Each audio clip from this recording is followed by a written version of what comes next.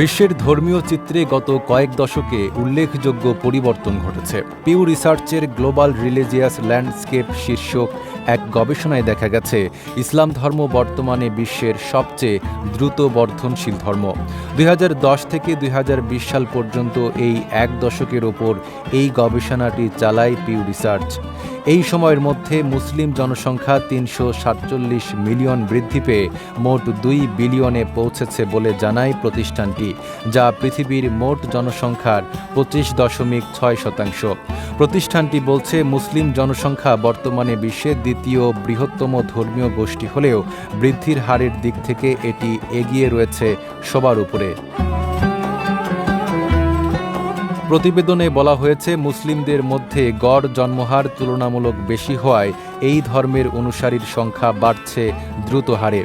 একনল advanced hygiene soap, এবার জীবাণু ধুলাবালি ঘাম ক্লিন বোল্ড। গড়ে একজন মুসলিম নারী তার জীবনে 2.9টি সন্তান জন্ম দেন, যেখানে একজন অমুসলিম নারীর গড় সন্তান সংখ্যা 2.2। এছাড়া মুসলিম জনগোষ্ঠীর গড় বয়স অপেক্ষাকৃত কম হওয়ায় এই বৃদ্ধির অন্যতম কারণ। পূর্বাভাস অনুযায়ী 2060 সালের মধ্যে এই সংখ্যা প্রায় 3 বিলিয়নে পৌঁছাতে পারে, যা বিশ্বের প্রায় 1/3 হবে। খ্রিস্টান ধর্ম এখনও বিশ্বের সবচেয়ে বড় ধর্ম বলে পিউ রিসার্চের এই গবেষণায় দাবি করা হয়।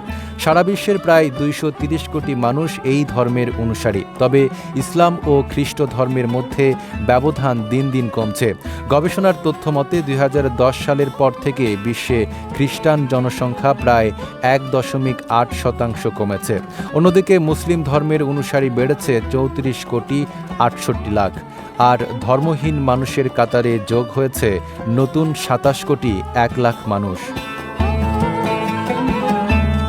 পিউ রিসার্চের এই গবেষণায় উঠে এসেছে আরও বেশ কয়েকটি চিত্র, যেমন 2010 থেকে 2020 সালের মধ্যে প্রতি একজন প্রাপ্তবয়স্ক ব্যক্তি যখন খ্রিস্ট ধর্ম গ্রহণ করেছেন, সেখানে 3 জন খ্রিস্ট ধর্ম ত্যাগ করেছেন। প্রতি একজন প্রাপ্তবয়স্ক মানুষ যেখানে ধর্মহীনতা ছেড়ে গেছেন, সেখানে 3 জন ব্যক্তি নতুন করে ধর্মহীন হয়েছেন। আবার বৌদ্ধ ধর্ম একমাত্র প্রধান ধর্ম যার অনুসারীর সংখ্যা 2010 সালের তুলনায় 2020 সালে কমে গেছে। বিশেষজ্ঞরা বলছেন, এই ধারা অব্যাহত থাকলে আগামী কয়েক দশকে বৈশ্বিক ধর্মীয় চিত্রে আরও বড় পরিবর্তন দেখা যেতে পারে। Desk report, Dhaka post.